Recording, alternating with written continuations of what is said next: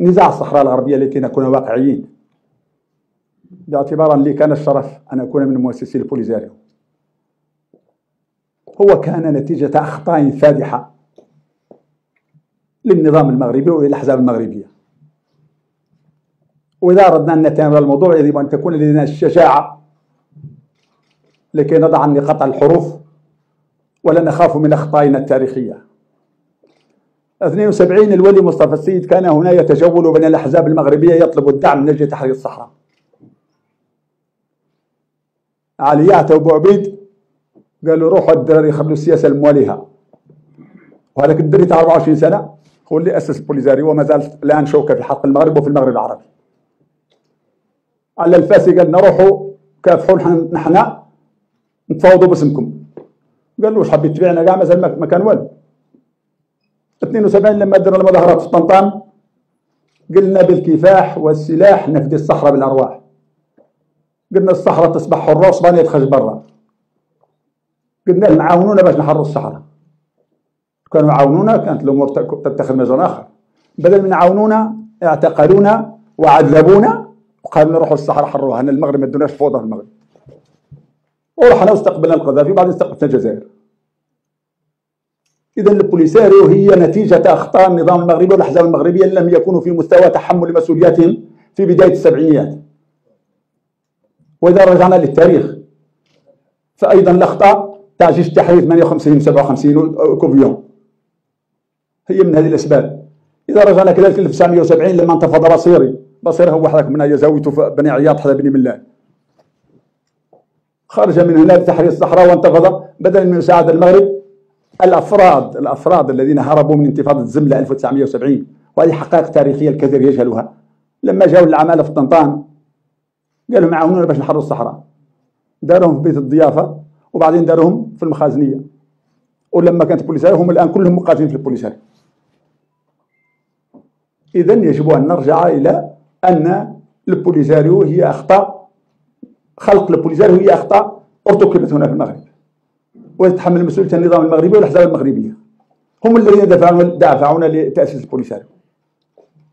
ولما أسسنا البوليساريو طبعا القذافي استقبلنا، أعطانا السلاح، أعطانا الأموال الطائلة، ومن المفروض هذه واحد يساعدك خاصو يملي عليك شروطه، وفرض علينا حتى نجعلوا من البوليساريو نواة لثورات في كل المغرب العربي. إلا الولي رفض وقال لا نحن ما عندناش علاقة مع النظام المغربي، النظام المغربي اختار الشعب المغربي الشعب المغربي هو اللي قرر فيه. وبعد ذلك أخذنا الجزائر، ولما تأخذ الجزائر وتعاون الجزائر وتعطيني السلاح والأموال ليس من أجل عيوني، ولكن أيضا من أجل المصلحة الجيوستراتيجية للدولة الجزائرية بحكم موقعها في المغرب العربي. وبالتالي تحول النزاع في الصحراء الغربية من ثورة وتحرير إلى عملة مقايضة في إطار الصراع ما بين المغرب والجزائر من أجل الهيمنة على المغرب العربي. من الذي خسر؟ النساء والأطفال والكهول الذين يعانون تحت الخيام 40 سنة. أما قيادة البوليساريو ما خاسرة، تستفيد من النزاع وتحولت إلى متاجرة بالمعاناة. الجزائر ما خاسرة، مستفيدة.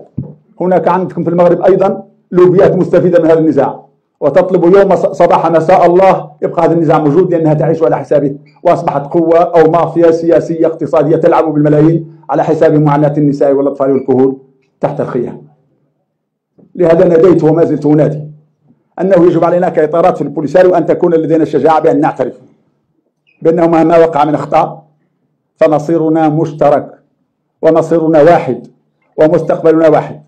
لهذا لا بد من فتح الحوار بين المثقفين وبين الأكاديميين وبين الإطارات الصحراوية والمغربية والجزائرية والموريتانية التي ترى في هذا النزاع أنه تجاوز الحد وأنه حال دون تحقيق وحدة المغرب العربي التي هي مطمح لكل الشعوب. المستفيدون من النزاع لن يفتحوا الحوار، الذين يحسنون الاصطيادة في الماء العكر من نزاع الصحراء الغربية لن يفتحوا الحوار. يجب أن يفتح الحوار المثقفون والمفكرون والإطارات المثقفة من هذه الأمة التي ترى بأن هذا النزاع تحول إلى مياه عكرة يحسن الاصطيادة فيه أولئك الانتهازيون والمطبلون والمصفقون الميكروبات التي تعيش على آهات دماء ودموع وآلام الشعوب المظلومة. بخلاصة النزاع في الصحراء الغربية يتم حله عبر الحوار. عبر الحوار انطلاقا من نقطة واحدة، هو على أن هذا النزاع الذي طال أكثر من اللازم يجب الذي طال أكثر من اللازم وحال بيننا وبين تحقيق المغرب العربي، يجب أن نجد له حلا بعيدا عن المستفيدين وعن الانتهازيين وعن المتاجرين بمعاناة الشعوب. وكلما كانت هناك ثورة وكلما كانت هناك حركة تحرير هناك أيضا أغنياء حرب، وهناك أيضا متاجرون بمعاناة الناس. يجب أن تكون لدينا الشجاعة لنراجع مواقفنا التاريخية بكل شجاعة وإيمان بأن المصير واحد مهما اختلفنا، وبأن المصير مشترك مهما اختلفنا، وبأنه لا بد من حل للنزاع في الصحراء الغربية يعتمد على شيء واحد، هو أن يحترم الإنسان الصحراوي. فالإنسان الصحراوي بطبعه كبدوي يفضل الكرامة عن الخبز.